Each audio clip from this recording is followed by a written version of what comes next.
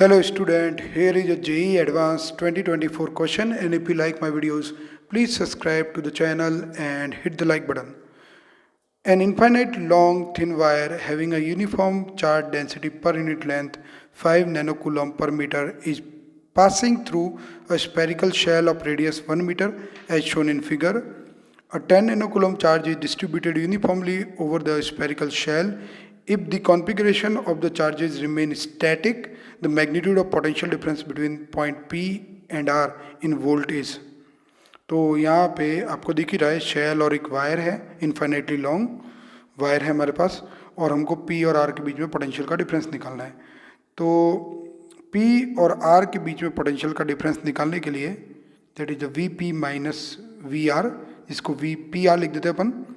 तो VPR दो वजह से होगा, एक तो VPR वायर की वजह से होगा और एक VPR हमारा शेल की वजह से होगा.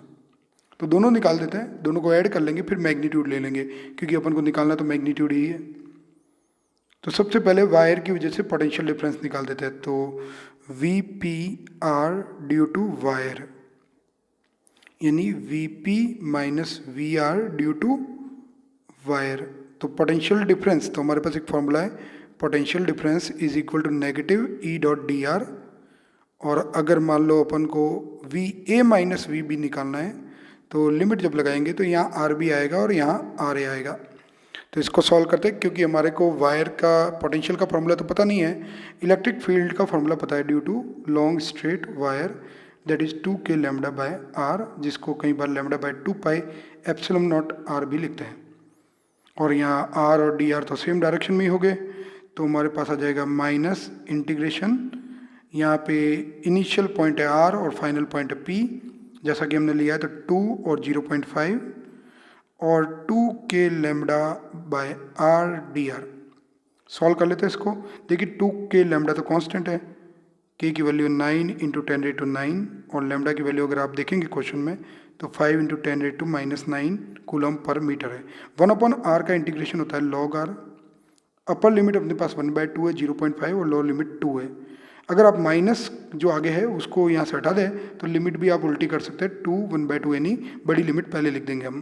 तो ये हमारे पास आ जाएगा 90 और log 2 माइनस log 1/2, तो log m minus log n equal to m/n. तो ये log 4 हो जाएगा, जिसको log 2 का स्क्वायर लिख सकते हैं.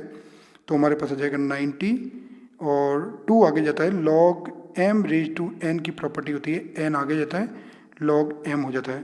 तो 2 आगे आ जाएगा तो 180 बन जाएगा और log 2 की वैल्यू 0.7 है, तो ये हो जाएगा 180 into 0.7 that is 126 volt.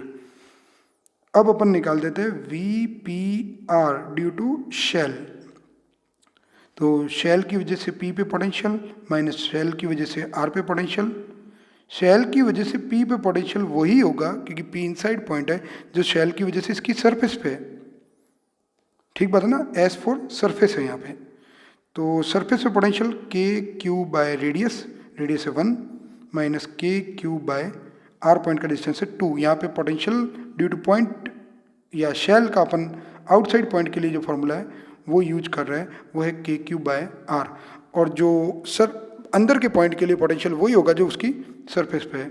K की वैल्यू 9 इंटू 10⁻⁹ है, Q की वैल्यू 10 इंटू 10⁻⁹ है, 1 माइनस 1/2. अगर इसको सॉल्व करेंगे तो 90/2 आ जाएगा सिंपली, दैट इज 45 वोल्ट. सो जो टोटल पोटेंशियल डिफरेंस अपन निकालने की बात करें, टोटल नेट, दोनों को ऐड कर लेते हैं. 126 प्लस 45 दैट इज 171 वोल्ट.